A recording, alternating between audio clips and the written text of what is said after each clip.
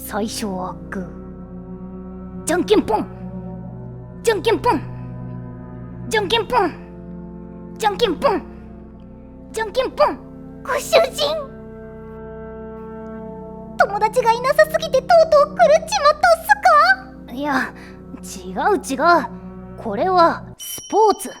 ほら、オリンピックは延期になったけど、人間ってスポーツが好きじゃん。野球、サッカーはもとより最近だと e スポーツとかさ。でも私のこのボディでは飛んだり跳ねたり走ったり投げたりはちょっとじゃん。かといって格闘ゲームや FPS でバッタバタと人を倒せるわけでもないし、と考えていった結果、一番吸血鬼向けの競技が見つかったわけ。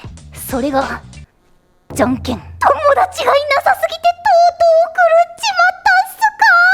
まずはこちらの映像をご覧ください。 VTR Q。 But his throw count is higher than Jamie's. So you're saying fatigue could be an issue? It could be. Here we go. Bornay subliminally calls for rock. Langridge is all over it, slices paper for the point. I think Jamie's picked up on the tell. How will Bornay handle it? これね、2007年にアメリカのテレビ局 ESPN で放送された USARPS リーグワールドチャンピオンシップ。 USARPS の RPS っていうのはグーチョキパーのロックペーパーシザーズの頭文字ね。まあロックペーパーシザーズっていうとグーパーチョキなんだけど、五感的にね。要するにじゃんけん。海外ではじゃんけんをローシャンボーとか RPS って呼ぶらしくて、で ESPN といえばエンターテインメント&スポーツプログラミングネットワークの略。アメフトもメジャーリーグも放送してきたスポーツチャンネルの名門。そこでじゃんけんが番組として放送されてるわけ。もうガチスポーツよ。じゃんけん No RPSで、さっき対戦してたのが大会の決勝戦。アメリカ最大のトーナメントの果てに勝ち残ったじゃんけん野郎、全米を代表するじゃんけん野郎、じゃんけんウォリアー The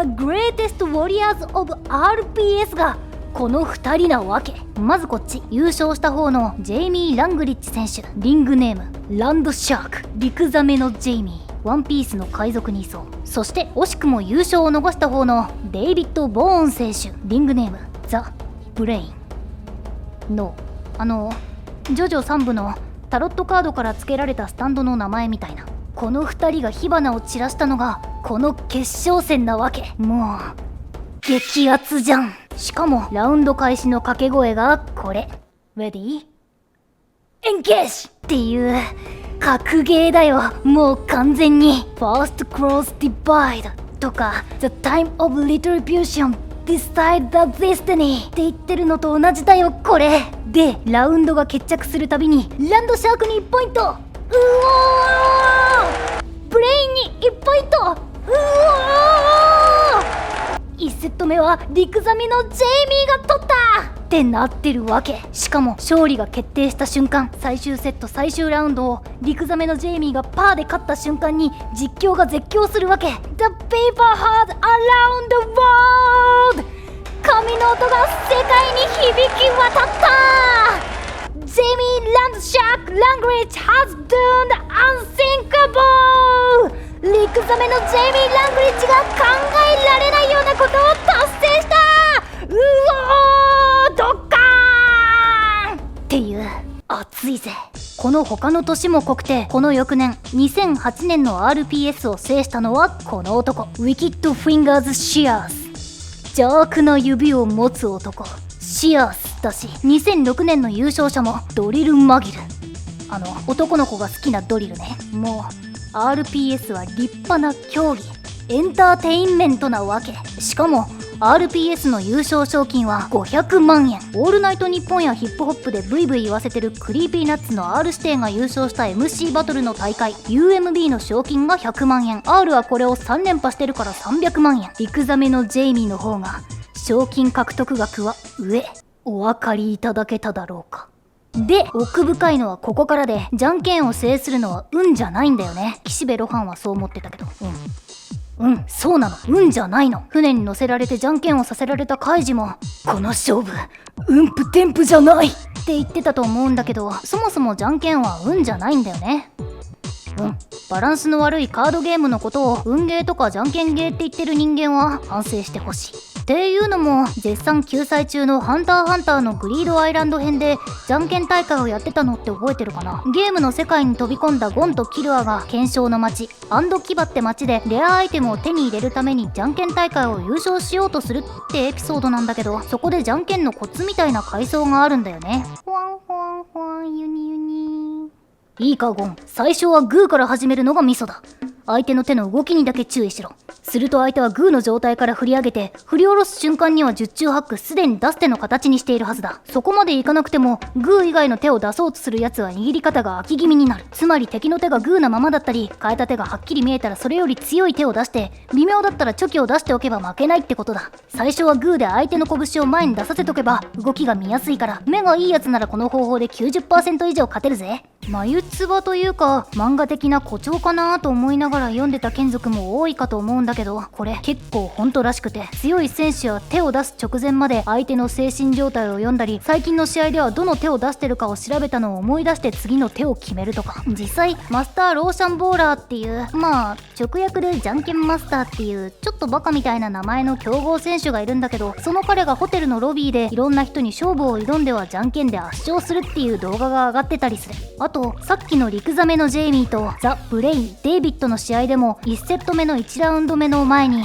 デイビッドがレッツロールやっていこうぜって言ってるんだけど、実況曰くこれはロールと語感が似たロック、ローリングストーンという言葉を思い出させてグーを出させるサブリミナル攻撃らしい。まあそれの裏を書いたチョキを出されてザ・ブレインは1本落とすんだけど、結局人間がじゃんけんでグーチョキパーを出す確率っていうのはオール 33% のランダムどころか癖がすごく出てて、それを読める人間はすごく勝つってことらしい。ちなみにユニはチョキを出しがちです。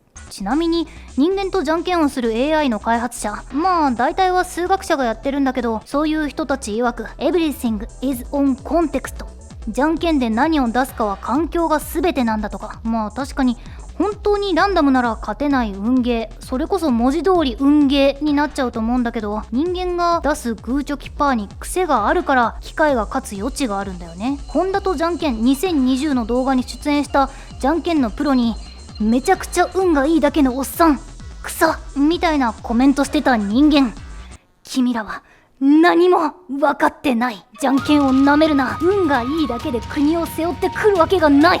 つまり1000年生きて人間を熟知した吸血鬼こそ最強になれる可能性が高い可能性の獣ということで、いざレディーエンゲージ。無に何出してる？パース！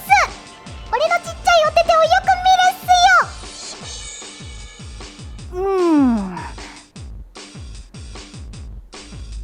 よ。レディーエンゲージ。今回は何出してる？グーッス。握りが見えないっすか？ちなみに次の大会はいつなんすか？不明。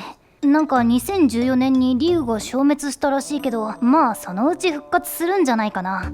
世界一プレイヤー人口が多いスポーツだし。先が長い話っすね。レディーエンゲージ。何出した？チョキっす。わからん。チャンネル登録よろしく。チャンネル登録よろしく。チャンネル登録よろしく。チャンネル登録よろしく。チャンネル登録よろしく。